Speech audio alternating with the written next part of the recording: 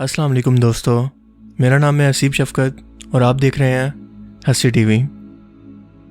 कायनात में मौजूद तमाम अजराम फ़ल्की हों या ज़मीन पर मौजूद मखलूक़ात, फिर चाहे वो सब एटॉमिक लेवल पर ही क्यों ना मौजूद हों, सब की सब एक ख़ास तरतीब और फंक्शन के तहत बनाई गई हैं। इनके पैदा करने वाले रब ने इन्हें एक ख़ास मैथमेटिकल कैलकुलेशन और फंक्शन का पाबंद किया है जो पूरी कायनात में एग्जिस्ट करता है, और इसके पीछे एक मसलियत भी है। दुनियावी कवानीन के मुताबिक जब भी किसी इंजीनियर को कोई इमारत तामीर करनी हो तो इससे पहले वो इसका नक्शा और मैथमेटिकल कैलकुलेशन से इसके नक्शे को तैयार करता है जिसमें रहकर वो इमारत काम करती है। इस मिसाल के अंदर इंजीनियर अल्लाह ताला की ज़ात और इमारत या स्ट्रक्चर हमारी मौजूदा कायनात है। फ़र्ज़ करें एक ऐसा सर्कल जिसके हम 10 पॉइंट्स को फ़र्ज़ कर लेते हैं जिन्हें हम एक्स कहते हैं, और इस पर काउंटिंग के नंबर्स को असाइन करते हैं, यानी 1 से लेकर 10 तक नंबर इन पर असाइन करते हैं। अब इन्हीं पॉइंट्स पर अगर हम 2x फंक्शन को अप्लाई करें और 0 से इस प्रोसेस को स्टार्ट करें तो 2 टाइम 0 का मतलब होगा 0, 2 टाइम 1 होगा 2, इसके बाद 2 टाइम 2 बराबर होगा 4 के, जिसे हम पीछे वाले 2 के साथ जोड़ देंगे। इसी तरह बढ़ते बढ़ते 9वें नंबर पर जब हम पहुंचेंगे तो हमें कुछ इस तरह का एक पैटर्न हासिल होगा। है ना खूबसूरत और बिल्कुल एक तरतीब से जुड़ा हुआ। लेकिन अगर इसी फंक्शन को हम मजीद बढ़ाते जाएं, यानी इन्हीं 10 पॉइंट्स को बढ़ाकर अगर हम 51 के करीब ले जाएं, तब इसका रिजल्ट और भी ज़्यादा एक्यूरेट हो जाता है, जिसे कैड्रॉइड शेप कहते हैं। अगर हम इसी फंक्शन को बदल भी दें तब भी हम और बहुत से मुख्तलिफ पैटर्न इस कैलकुलेशन के जरिए देख सकते हैं, और हर बार ये पैटर्न डिफरेंट होगा। लेकिन ये सब बताने का मकसद क्या है? दर हकीकत आप अपनी रोज़मर्रा ज़िंदगी में इसकी इम्प्लीमेंटेशन को देखते हो लेकिन कभी गौर नहीं किया होगा। रिफ्लेक्शन ऑफ लाइट की सूरत में क्या कभी आपने गौर किया कि सर्कुलर ऑब्जेक्ट पर पड़ने वाली लाइट, मसलन फ़र्ज़ करें कि कॉफ़ी कप पर पड़ने वाली लाइट का साया बिल्कुल यही पैटर्न बनाता है जो हमने इस फंक्शन में देखा, यानी कप के किनारे पर पड़ने वाली लाइट इस कानून को फॉलो करती है। यही नहीं बल्कि कानून कुदरत के मुताबिक नेचर एक ख़ास तरह की तरतीब और फंक्शंस को फॉलो भी कर रही है, जिनमें से एक नंबर है पाई, जिसकी वैल्यू 3.14, 15, 926 एंड सो ऑन समझी जाती है। इसके इन्फिनिट डेसिमल पॉइंट्स होते हैं, यानी अगर आप इस पूरी कायनात के साइज के बराबर एक कंप्यूटर भी बना लें तो वो कंप्यूटर भी पाई की एक्चुअल वैल्यू को स्टोर नहीं कर पाएगा। पाई दरअसल एक रेशियो है circumference of any circle to its diameter, यानी अगर आसान अल्फाज में कहें तो गोल पैटर्न का टोटल एरिया डिवाइडेड बाई इसका दरमियानी फासला, और इसे वेरिएबल्स के साथ हमेशा कैलकुलेट करते हैं। फ़र्ज़ करें कि दो ऑब्जेक्ट जिनके दरमियान फ्रिक्शन या डिस्टर्ब करने वाली कोई फोर्स मौजूद नहीं है, दोनों ऑब्जेक्ट का वजन 1 किलोग्राम है। पहला ब्लॉक दूसरे ब्लॉक को हिट करके धकेलता है और दूसरा ब्लॉक वॉल से टकराकर पहले को दोबारा हिट करता है और इसको एंड तक धकेल देता है। अब फ़र्ज़ करें पहले ब्लॉक का वजन 100 किलोग्राम हो, यानी दूसरे से 10 गुना ज़्यादा। लेकिन अब क्या होगा? जाहिर है कि पहला ब्लॉक दूसरे को हिट करके उसे आखिर तक लेकर जाएगा और आहिस्ता से खुद वापस हो जाएगा, जिसके बाद पहला ब्लॉक भी खुद को धकेलना शुरू करेगा। और अगली सिचुएशन के अंदर अगर पहले ब्लॉक का मास 1 मिलियन तक बढ़ा दिया जाए तो अब ये दूसरे ब्लॉक से तकरीबन 3141 बार टकराएगा, जो कि पाई नंबर है। ये अमल रियल में मुमकिन नहीं है क्योंकि एक्चुअल में और बहुत सी फोर्सेज इन ब्लॉक पर असर अंदाज हो रही होंगी, लेकिन अगर दो ऑब्जेक्ट्स के दरमियान कोई फोर्स एक्ट ना कर रही हो तो हम यही रिजल्ट हासिल करेंगे। नेचर में मौजूद हर चीज़ स्ट्रेट नहीं है, क्योंकि अगर हम एक बॉल या एक एरो को हवा में फेंकें तो वो एक कर्व को फॉलो करता हुआ ही नीचे गिरेगा, जिसका मतलब ये है कि नेचर के अंदर भी पाई यानी कर्व का कानून मौजूद है।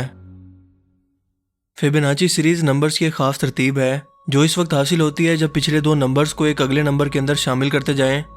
इसे समझने के लिए फ़र्ज़ करें कि आप हर नंबर की वैल्यू को जमा करते जाएं, यानी कि 1 + 1 = 2, इसके बाद 1 + 2 = होगा 3, फिर 2 + 3 = 5, फिर 3 + 5 = 8 एंड सो ऑन। इस नंबर की सीरीज़ को लियोनार्डो ऑफ पिसा ने मुतारिफ करवाया। हैरानकुन तौर पर फिबोनाची नंबर्स की तरतीब नेचर में हर जगह मौजूद है, क्योंकि फूलों की पत्तियों की तरतीब हमेशा फिबोनाची नंबर्स को ही फॉलो करती है। सनफ्लावर और पाइनएप्पल में मौजूद स्पाइरल इन्हीं नंबर्स को फॉलो करते हैं। इसके अलावा अगर फिबोनाची नंबर्स का स्केल लिया जाए, यानी 0 + 1 = 1, इसके बाद 1 + 1 = 2, और फिर 1 + 4 = 5, और इसके बाद 4 + 9 = 13, कुछ इस तरह की तरतीब हमें हासिल होगी। इस तरतीब के अंदर हम हर बार एक फिबोनाची नंबर को मिस करते जाएंगे, लेकिन हैरानकुन तौर पर जब हम इसी तरतीब को जमा करते हैं, यानी 0 + 1 + 1 + 4 = 6, फिर 15 को, फिर 40 एंड सो ऑन, ये हासिल होने वाले नंबर फिबोनाची नंबर्स तो नहीं हैं, मगर एक्चुअल में इनके अंदर फिबोनाची नंबर छुपे हुए हैं, क्योंकि 6 होता है 2 टाइम 3, 15 होता है 3 टाइम 5, 40 होता है 3 टाइम 8 और 104 बराबर होगा 8 टाइम 13 के। इन खास नंबर्स को गोल्डन रेशो कहते हैं, जो नेचर के अंदर बेताशा तादाद में एग्जिस्ट करती है, क्योंकि हमारे चेहरे के नकूश की तरतीब से लेकर पूरे इंसानी जिस्म की तरतीब, इवन कि हमारे डीएनए की तरतीब भी इन्हीं नंबर्स को फॉलो करती है।